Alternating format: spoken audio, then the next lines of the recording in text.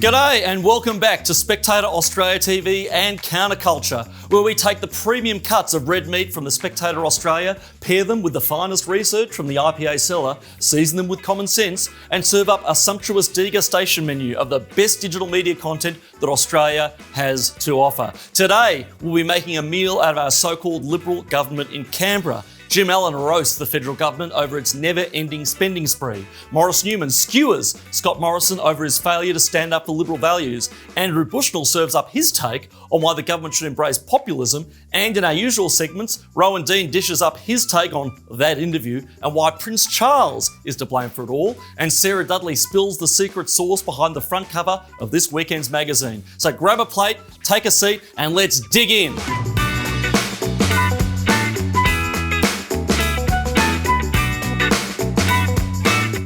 So it has been federal taxpayers that have underwritten Australia's COVID response at every level of government in this country. Now, our government doesn't take any issue with that. None whatsoever. Well, I do take issue with that, Prime Minister, and so does my next guest. You see, every election we hear that the Liberals are the better economic managers, and that may technically be true compared with the socialist snake oil salesman from the Australian Labor Party. But really, saying that the Liberal Party is better on the economy in 2021 is like saying that you prefer Pizza Hut over Domino's. A notional improvement maybe, but really they're both crap.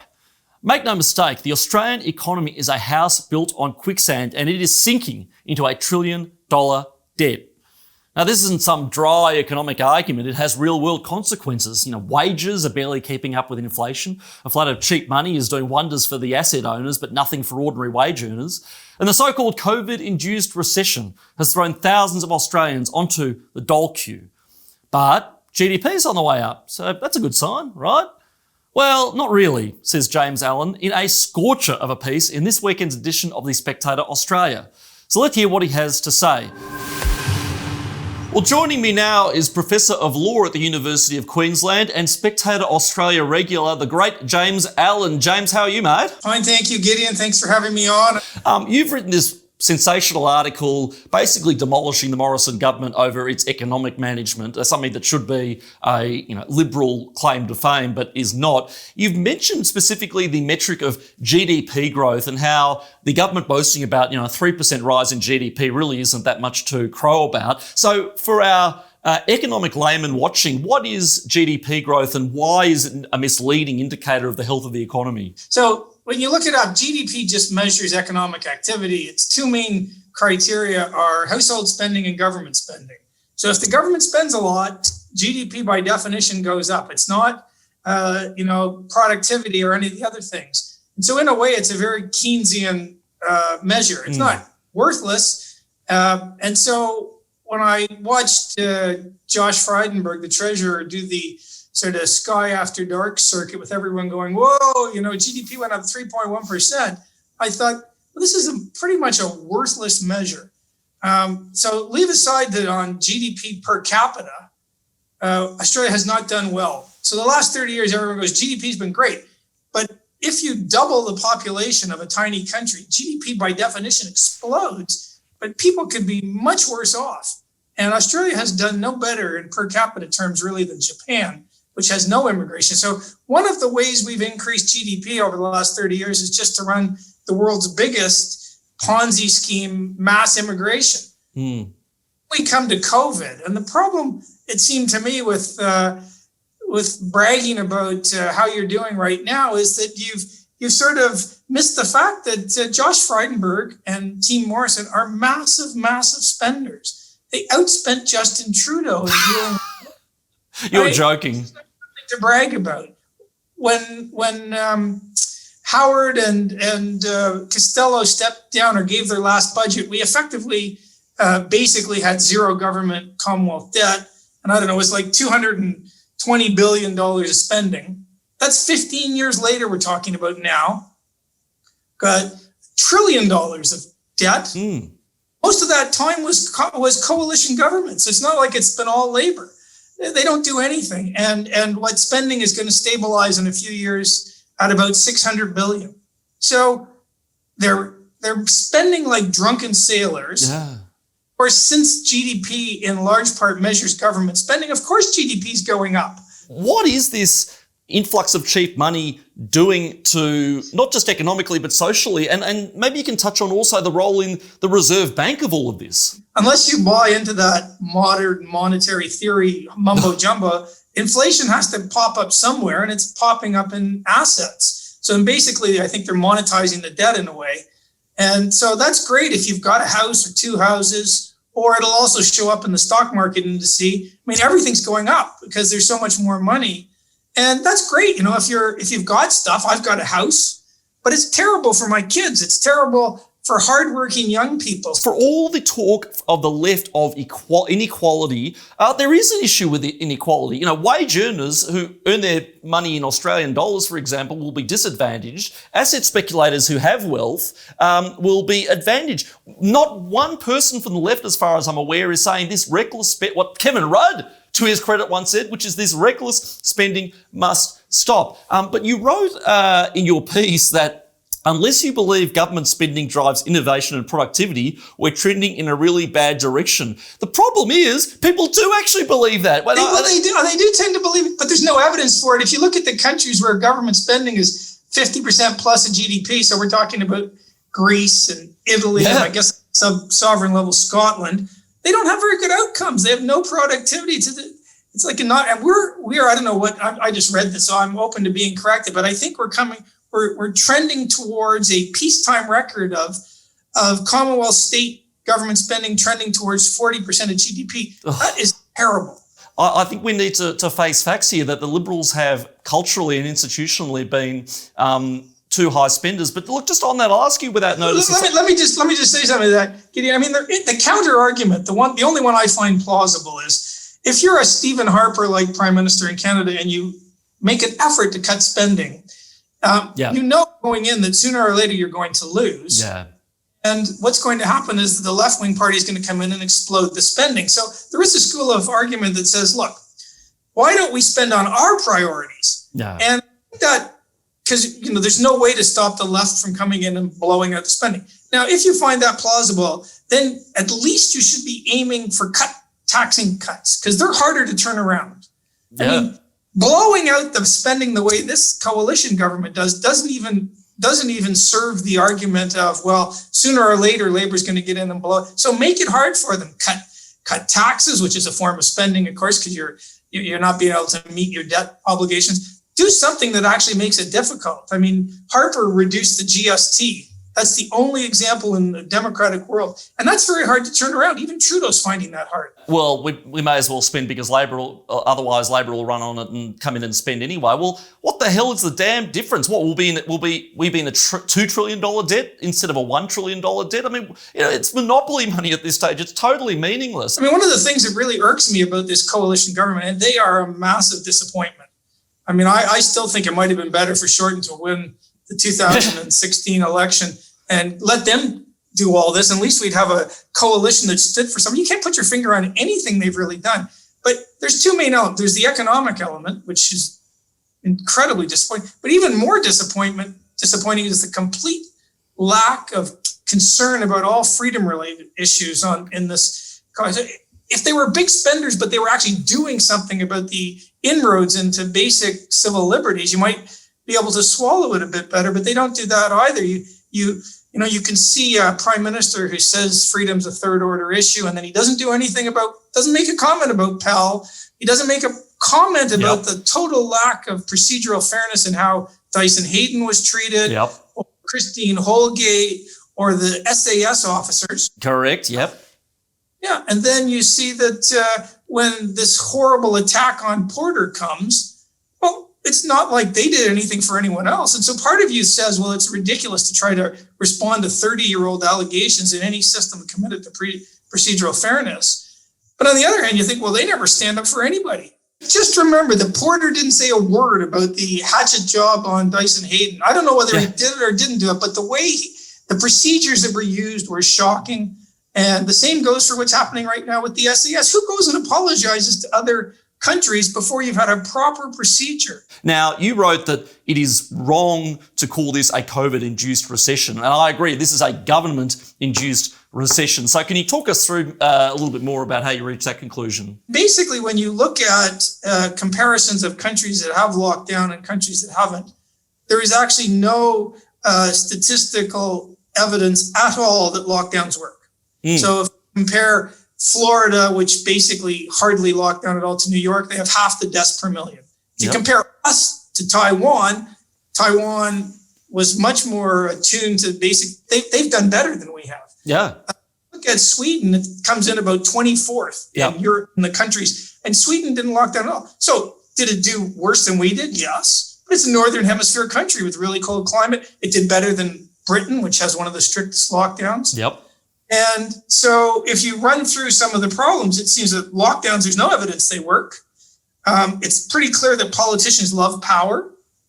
The so-called health experts who are advising them, and they delegate it completely to, many of them are pretty mediocrely credentialed people.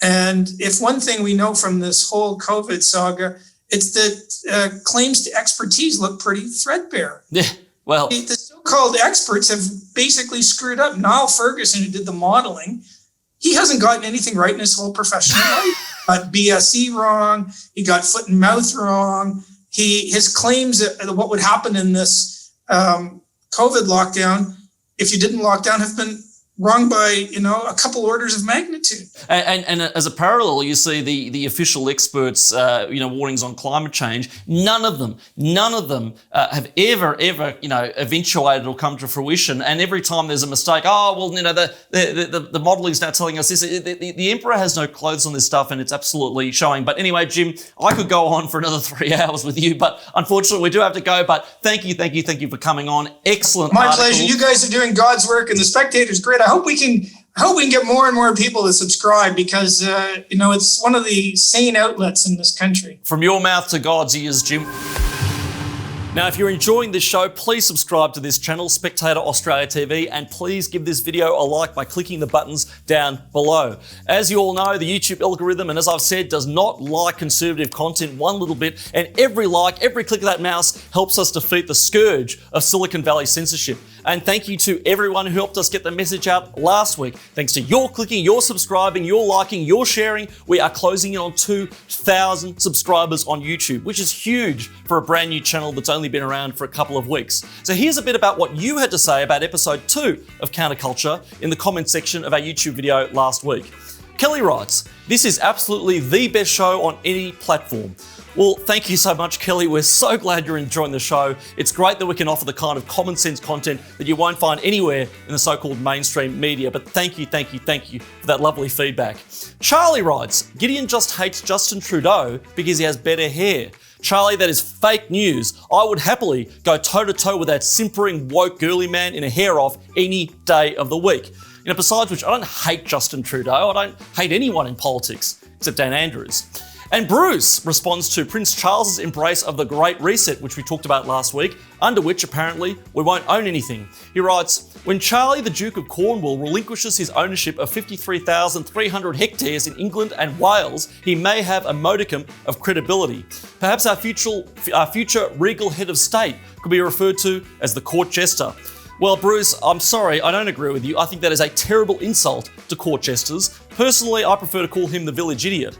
Nevertheless, you have won our weekly Best Comment Prize giveaway, so stay tuned for this book heading your way. Cynical Theories by Helen Pluckrose and James Lindsay, a stinging takedown of identity politics. Happy reading, it's a fabulous book, and congratulations on winning our contest. In the meantime, let's hear now from our very own conservative commentariat royalty, the undisputed king of common sense, Rowan Dean. Rowan, how are you? I'm good, mate. Terrific show. Well done. Thanks, Gideon. Thanks, great man. Thanks as always. Now, in your editorial this week, you wrote about what everybody's talking about, what I frankly hate myself for watching, but I did nevertheless, which is the Harry and Meghan interview with Oprah Winfrey. And you've laid the blame of all this squarely at the feet of Prince Charles. Can you talk us through how you reached that one? Well, certainly, Gideon.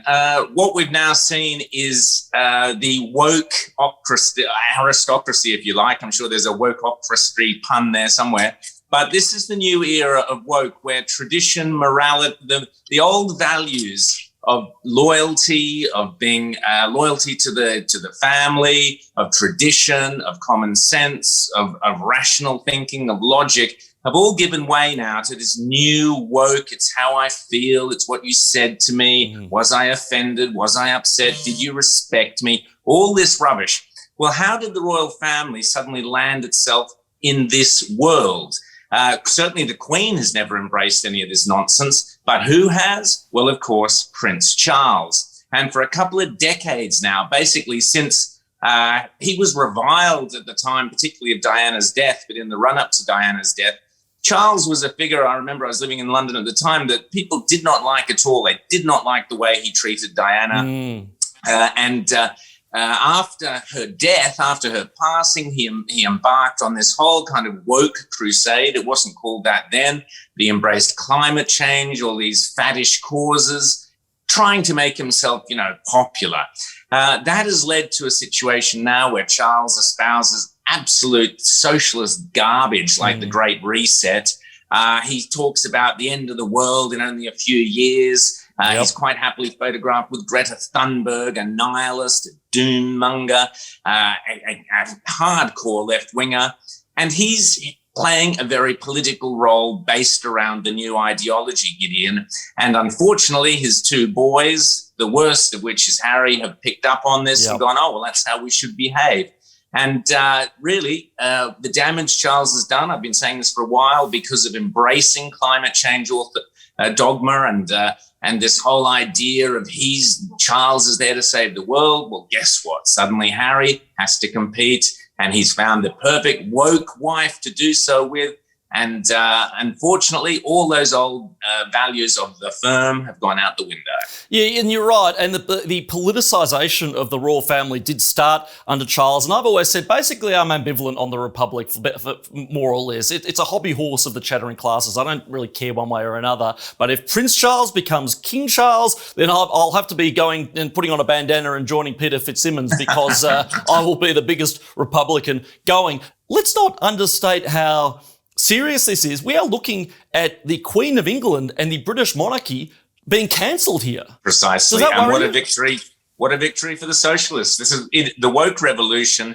Scott Morrison poo-poos it as he doesn't care whether people are woke or too woke or whatever. The woke revolution is very, very serious. It is undermining every single institution. It's the final banner call of the long march through the institutions, which has been going on for decades. This is the rallying call. This is where they complete that task. It is very, very serious. It is determined to bring down every institution, the family, the church, education, and of course the monarchy. What a coup that would be. What a scalp that would be. And wow, they're inside the ramparts now and they are rampaging.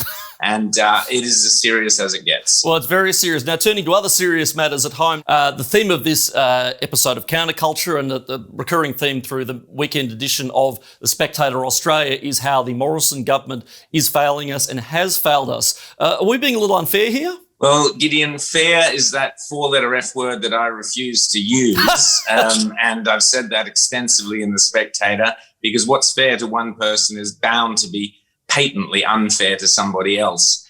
So fairness doesn't come into it. Are the criticisms accurate? That's a good question. So there are several articles which are highly critical of the government, and you have to ask yourself why that is.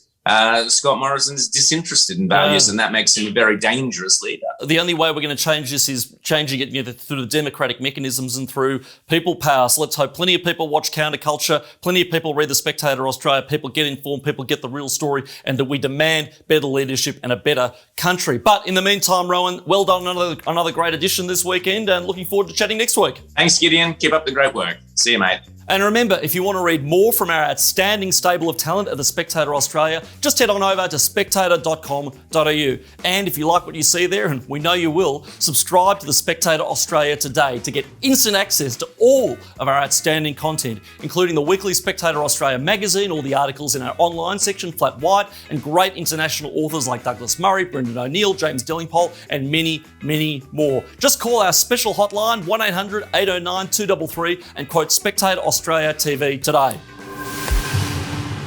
But just imagine for a second that it's not true. that for whatever reason, the recollection and the belief, which I'm sure was strongly held, is just not true. Just imagine that for a second. Well, Christian Porter's press conference before the media lynch mob last week was tough viewing, really tough. And I think I speak for all of us when I say that it is genuinely awful what the Attorney General is going through. Porter is having his career, reputation and life blown to smithereens via a trial by media over accusations that are over 3 decades old and can't possibly be tested. Now that's a disgrace and an indictment on our media and political class. But while we at CounterCulture are personally sympathetic to Christian Porter, we have absolutely zero political sympathy for the political pickle in which the Morrison government now finds itself. You know, on the face of it, Porter's press conference was an impassioned and brilliant defence of the presumption of innocence and the rule of law. But sadly, that was the first time we've heard that from the Morrison government. You know, Scott Morrison wasn't so interested in the presumption of innocence when it came to allegations about war crimes in Afghanistan. He called the allegations brutal truths before the government's special investigation had even commenced.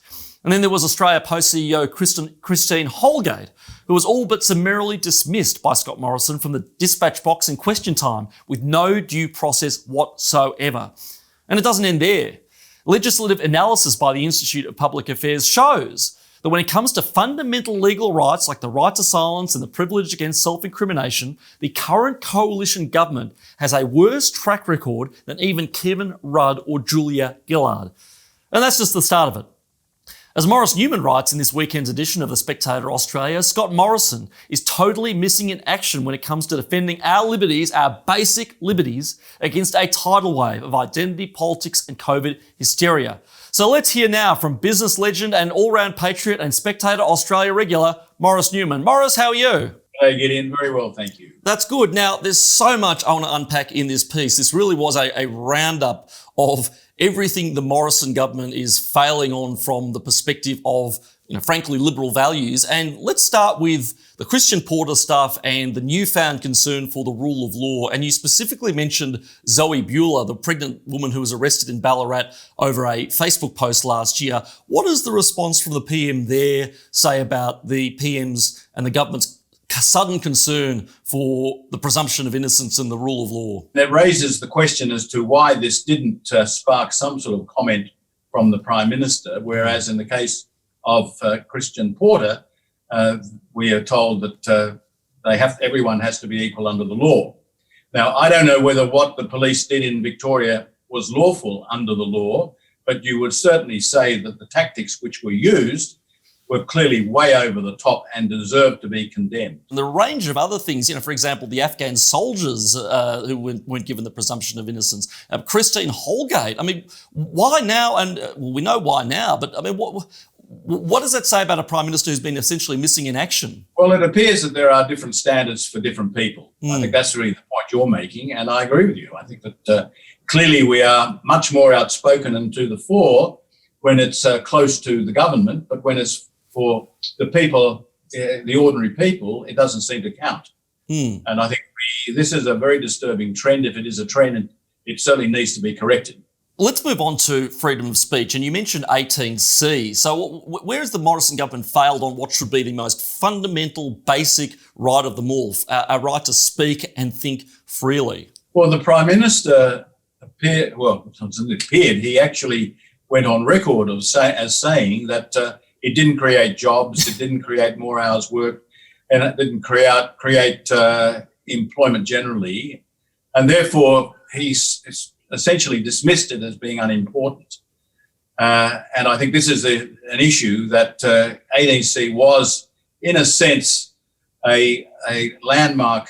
If it had been changed, it would have been a landmark decision, but he simply turned away and just let things go as they currently are. I think we see this from the government all the time. They're happy to weigh into economic debates, and quite frankly, they don't even do a decent job of that anymore. But they retreat from any and all things that they write off as sort of unimportant or distracting culture war issues. But this isn't some inconsequential culture war. This is serious and has serious consequences. What will happen if we ignore identity politics, wokeness, cancel culture, and so on? Gideon, it's very easy to parody some of the some of the comic strips and other things which are being cancelled, the Dr. Seuss and so on.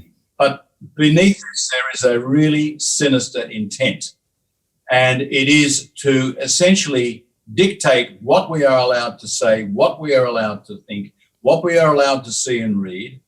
And it's even now got to the point where we have Jack Dorsey at Twitter and Mark Zuckerberg at Facebook essentially saying, well, we will determine what you can and what you can't see.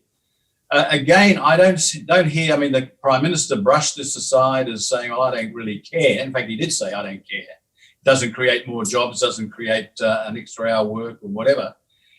And I think that this is ceding the moral high ground to those people who are pursuing what I call a malevolent and sinister movement. And it is, at the end of the day, the great reset which they have in mind, which is to control all of us, to control what we can see, what we can think, what we can say. And I think this is a very, very disturbing trend. And for it to be sort of brushed aside by the Prime Minister as I don't care is extremely alarming. But whether it is they don't want to get involved in a debate, they don't want to be seen to be arguing against some of what some of us may have some sympathy with, I don't know. But we've got to the point now where we have to either stand up for what we believe in, that is our culture, our history, our values, or if we believe in nothing, we'll believe in anything. And I think we're moving in that direction. Moving on, you also spoke about the so-called COVID response, and almost universally in the media, even by conservative outlets, Scott Morrison is marked up for his coronavirus response. I frankly don't think he deserves to be. I think he should be marked down. Yes, he closed the borders, which was a good move. It's kept it out of the country early. Fair enough, fine. But everything from then on, I think, has been disastrous for the country. I mean, what are your views as somebody who's been in business for decades and can see the way the winds are blowing on this stuff? You have to question where the judgment is and whether or not there are these closet authoritarian tendencies within the federal and state governments.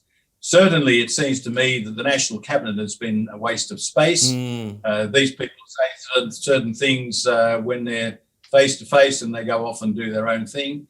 The notion that we can close borders, just a couple of people who are, where we've got a couple of COVID cases, seems to me to be unlawful. I think that the federal government should have tested this. It hasn't. If it's found by the High Court to be unlawful, well, fine. But you would think there has to be some sort of materiality test as to why we have to close the Commonwealth down and to prevent Australians from doing what is their constitutional right, which is to travel freely within the continent. Looking more broadly at the economic picture, and I appreciate this is a question without notice, but to me, it seems the only economic debate we have is about how much money we can print to fling at something worthy, home builder schemes, and we're going into debt to build granny flats, we're now bailing out airlines and so on.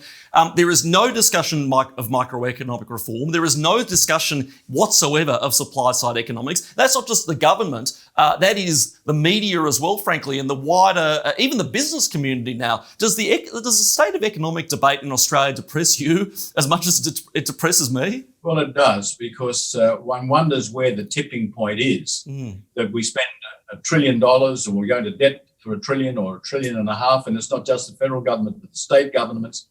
And you wonder, how do you ever come back from this? Because we will get, obviously, some rebound, and people will read this as being a V-shaped business recovery. But when the immediate injection, and of course the pent-up demand from the lockdowns, and also for the fact that people can't travel overseas. So we see household durables going through the roof in terms of sales. But when we pass through that cycle, one has to question, where is the permanence of this recovery? Yeah, I have serious doubts about that. But what concerns me even more is what we have done is to cede ever more control to governments. And I have to say, based on the performance with the pandemic, my faith in experts and in our representatives is at a low. Look, Morris Newman, I don't have a lot of good things to say about the business community these days, but you are a very, very strong exception, somebody who can always be relied on to speak the truth and to speak common sense. So thank you for coming on CounterCulture today. Well done on your piece, and looking forward to talking again soon. Much appreciated, Gideon. Thank you. Well, joining us as always to talk about what's on the front cover of this weekend's edition of The Spectator Australia is our brilliant covers editor, Sarah Dudley. Sarah, how are you? Hi, Gideon. Yeah, great, thank you. Now, you have got another provocative front cover for us this week. You are saying something that a lot of us are thinking, which is that Meghan Markle is playing the race card. So talk us through what's on the front cover this week. Yes, Harry and Meghan are at the interview. They're gleefully throwing down the race card, quite literally, in an attempt to blow up the monarchy. The race card being the ultimate weapon in the woke war chest, as well as the most destructive accusation they can possibly come up with. The race card itself has on it the future young prince, and he's depicted both light-skinned and dark-skinned, which was supposedly the question levelled at Harry that disturbed them so much. You've nailed, though, the zeitgeist here, which is that these days it's not just, the Queen of England. Any and all accusations of racism, no matter how tangential, no matter how outlandish, that's enough to get you cancelled. The accusation is enough. Yeah, it's absolutely terrifying, isn't it, Gideon? Woke sin number one is racism. And Harry and Meghan were obviously quite happy to throw Harry's family under a bus, whilst at the same time reveling in their victimhood. I also noticed that Ben Davis captured very, very well that, funny-looking dress that Meghan was wearing for that interview. And there was a meme floating around yesterday I saw on the internet that compared that dress with a very, very similar one worn by Wallace Simpson. So what are your views on that comparison? Well, I think that it's interesting. She was a fashion icon, definitely, and they're both American divorcees, but I actually think there are more parallels with Princess Diana, or Meghan would like there to be. She's been rather coy about not Googling Harry and not being interested in researching the royal family, but a family friend of Meghan has noted that as a teenager, Meghan and her daughter watched the royal wedding over and over, and she even, the mother that is, lent her a biography of Princess Diana. So she obviously knew quite a lot about her. In fact, I was going to do a cover of Meghan the narcissist, looking at her reflection in the river.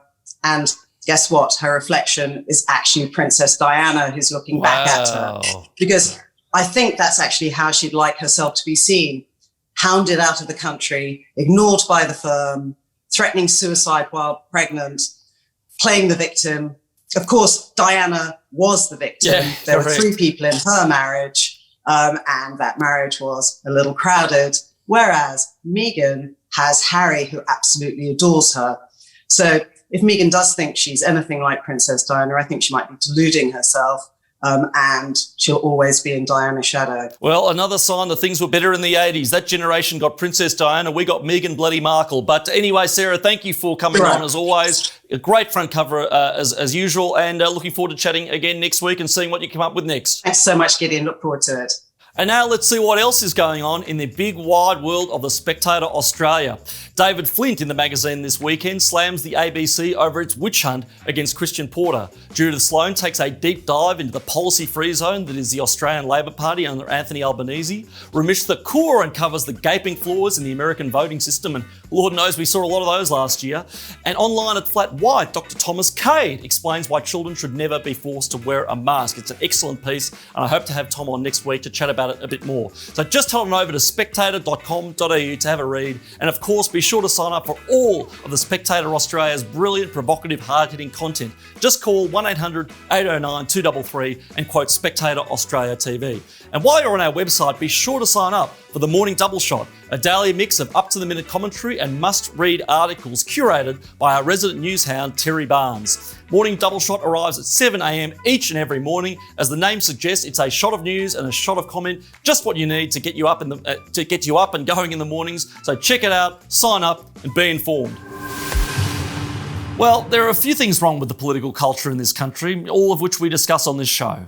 Woke stupidity, oppressive political correctness, the great bonfire of cancel culture, the clueless expertocracy, black armband history, and the insanity of critical race theory are just a few of them. But according to our political elite, the biggest threat to democracy in Australia is populism. But according to research fellow from the IPA, Andrew Bushnell, rather than rejecting populism, the Australian political class should acknowledge that it has a point. Andrew's research formed the basis of the IPA's submission to the recent Senate inquiry into nationhood, national identity and democracy.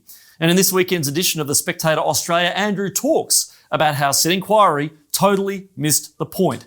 The report of the committee concluded that Australian democracy can only survive if, and only if, surprise, surprise, we do away with populism. So, to tell us why they're wrong, let's hear from IPA research fellow Andrew Bushnell. Well, Andrew Bushnell, welcome to CounterCulture and Spectator Australia TV. Now, you wrote that the government shouldn't reject populism. It should actually accept that populism has a point. So for our viewers, what is populism and what is the point? Yeah, so the government in this inquiry on nationhood and democracy have basically pinpointed populism as the main threat to our democracy. And what they mean by populism is any movement against elites, institutions, the institutions of liberal democracy. And basically what I want to say is that it's only incidentally about elites and institutions. What they've missed is that where it comes from. And it comes from the bad results of our elites and our institutions. So it's not necessarily anti-elite as so much as anti-this elite and anti-these institutions, and in particular, anti the results we're getting from our politics. And actually the report's own findings sort of back this up in that, surveying polling data and things over recent years, what they find in this report is that support for democracy itself remains high, but support for our politics is very low, almost at a historically low ebb. So that tells you something, right? It's not that people are upset with the system. It's not taking up arms against our own country. Populism emerges from the bad results we've been getting, which is something that we've been doing a fair bit of work on at the IPA in recent times.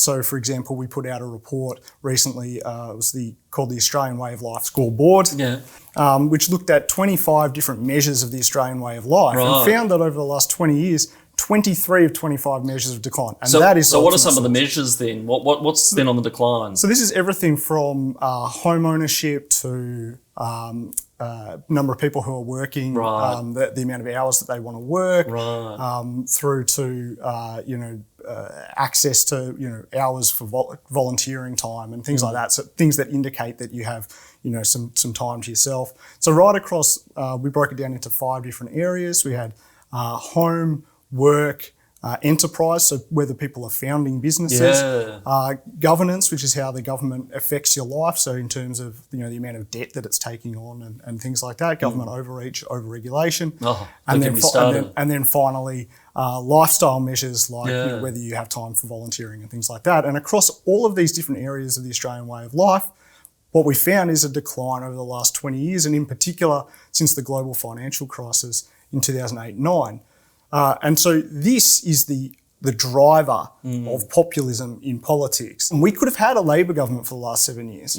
You wouldn't have known. Elections are supposed to change the direction of the country. They're supposed to result in policy differences. And then, if you don't like what the government does, we have another election and everyone gets to have their say. And if there's no differentiation and there's no attempt to take seriously what people are trying to communicate at the ballot box, then of course people lose confidence in the system, and of course people go looking for different options. And Trump is a great example. I mean, the great misunderstanding about Trump is that for all of the talk about his rhetorical flourishes and things, by the time he was elected, his campaign platform was the single most concrete policy platform of any candidate for major office in my lifetime. It was, this is what I always say, it was so concrete that one of the promises was to build a wall. Like literally a giant physical structure that you could put your hand on. And the fact that he was thwarted in this, that these very basic outcomes that in the end, through the American electoral system, won the election, they were the things that should have been achieved. And the fact that they were thwarted and they proved impossible tells you something about where our politics is at. It's when people see that, they say, well, if these mechanisms can't get me the results that I voted for, then maybe the mechanisms need to change. And so you see that the immediate cause of populism is the outcomes being thwarted. And then the discussion about, well, who's thwarting them? The elites, the institutions, is secondary. And so the mistake when talking about populism is to just forget about the original critique, which is I didn't get the outcomes that I wanted, even though I was part of the majority that won. Okay, well, look, the left do make a point in a sense when they say people are losing faith in institutions. They're losing faith in public broadcasters, obviously, and for good reason, but they're also losing faith in the parliament, in the courts, in the bureaucracy, in the civil service, in the police. The disillusionment with the police after what they did to enforce Dan Andrews' ridiculous coronavirus regulation, kicking old ladies off park benches, that engendered trust in the police. So if taken to its extreme, and if this, if we continue on this trajectory, what are the dangers of that going forward for liberal democracy? To a certain extent, when the outcomes are bad, the institutions should fall. I mean, because our institutions are expedients, they're conveniences, and they're supposed to operate in a way that aggregates different people's preferences and the different preferences of groups across society and turns them somehow into the greater good. Now, and traditionally we have like a dispute about whether that operates directly through leadership, whether it operates indirectly through a mechanism akin to the invisible hand, and that's a profitable dispute to have. But no one really in that dispute disputes the function of the institutions themselves, which is that the test of them is in some sense utility. What is the greater good that they're producing? And when you look around and you say, well, you look at the Australian way of life and you say, well, 23 of 25 measures that are all relevant. We don't say that they're the only measures. We don't say that you couldn't come up with other measures. But if you look at a pretty representative sample of measures, what you see is long-term decline in most people's way of life. So, of course, the institutions come into question. Now, that's not to say you just have a revolution and throw everything out, because that's ridiculous as well. This is a country with a long history of success. It appeals to my anarchistic streak, I must say, but no, that's probably not the best idea. This is a country with a long track record of success, but we are in a period of failure. There are all these kinds of institutional tweaks that we could make. Well, public servant salary, public broadcaster funding. I mean, these are privileges. Well, and this is the other thing that it gets to, is that it's only the average punter that's seeing this decline. So that's right. To make things even worse, the houses in Canberra are really nice. They've got big backyards. Exactly. To make things even worse, the people who are embedded in the public bureaucracy and all of the private bureaucracies the government regulation has scattered about the economy and embedded in every business, like CCP cells in every business, they're all doing fine. I mean, as you say, it just should not be the case that the quality of life in the capital city is better than the quality of life everywhere else. And what that does is it just makes decision-making worse because they're insulated from the effects of their decisions. But it's also just, frankly, a moral outrage in a democracy that there's this constant roadblock. There's this roadblock between we voted for this, and then in between our voting and the government policy decisions, there's this roadblock, this institutionalised class with very different values and interests. Yeah, well, I think that's a great assessment. And again, short of revolution, I guess we just need to find new populist heroes in the political world and hope for the best. But Andrew, thank you so much for coming on. Fantastic article. I always love chatting to you around the IPA water cooler. Fascinating discussion as always. And catch up with you soon. Cheers, thanks, Gideon. This program is a co-production of the Institute of Public Affairs. For over 78 years, the IPA has been Australia's voice for freedom, democracy, and the Australian way of life. We fight for freedom of speech, the power of the free market, an honest debate on climate change, and the timeless value of Western civilization. So please head to ipa.org.au to check out all of our fantastic reports, articles, videos, and more. And please consider also joining as a member and supporting our fight for Australia's future. And while you're there, please consider donating to a very worthy cause. The publication of Die Laughing, the biography of Bill Leak, the brilliant cartoonist who fell victim to one of the most vicious lefty lynch mobs Australia has ever seen. Bill Leak's fight for freedom of speech must continue, and with your help we can make sure that this book reaches as many bookshops as possible and reaches as many mainstream Australians as possible. Help us cancel culture today by donating to support the publication of Die Laughing, the biography of Bill Leak. And with a donation of $400 or more, you can be recognised as a supporter of this very special book by having your name printed inside the book. And you'll also receive a copy signed by the author, the great Fred Paul, you remember him from last week, as our special gift. Just head to ipa.org.au to find out more. Well, that's it for this edition of CounterCulture on Spectator Australia TV. Leave a comment below and let us know what you think about Meghan Markle, Scott Morrison, populism, Justin Trudeau's hair, or anything else we've talked about today. We'd love to hear what you think. We always do. And once again, we'll be giving out another special mystery prize to the best comment of the week. So get those Spectator creative juices flowing and you just might win. And remember to access all the content from the Spectator Australia, and there's a lot of good stuff on there. Just call 1-800-809-233 and quote Spectator Australia TV. And finally, as always, remember to like this video and subscribe to the Spectator Australia TV channel so you don't miss a thing. Every click of that mouse button, every like, every share, every pair of eyeballs helps us beat big tech censorship and get the message out to more and more Australians. So, I'll see you next weekend, and in the meantime, have a great weekend, friends.